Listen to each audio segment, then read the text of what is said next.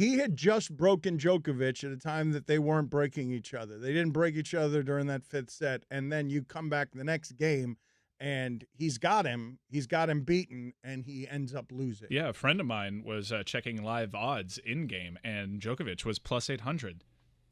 Plus 800 after he got broken. That's what my friend of mine told me. A friend of yours, huh? In-game wagering? On tennis. This is going to ruin some people. In-game wagering. Put it on the poll, Guillermo. Should you be betting in-game? Should you be doing in-game wagering on tennis? Or do you have a gambling problem if you're doing in-game wagering on tennis? On a Sunday, too. My friend was just curious to see what the odds were. Definitely chasing. All right. He was considering laying the juice on Federer. Thank God he stayed away. Plus 800 on the Joker in that spot, though, is a great bet. My friend was considering an old thing called an account drop. Just like, this is an easy 17 cents. Who's going to, if you see 17 cents on the ground, are you going to not pick it up?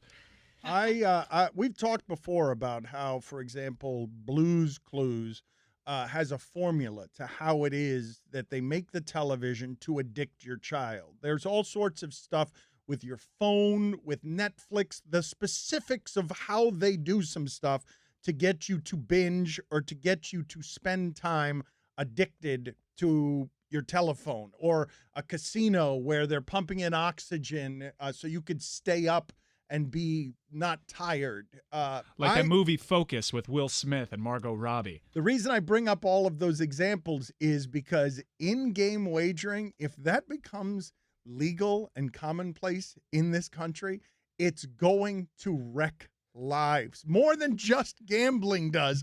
More than gambling by itself does. If you add that permutation where you can keep going more and more in-game betting, like, will this guy strike out or not strike out, people with gambling problems are going to get swallowed by in-game wagering. So here's what my friend's whole stance is on in-game wagering. That can never be legal, because you're already ripping away something from my friend that had a little bit of dirtiness, a little bit of danger to it, the whole illegal betting thing.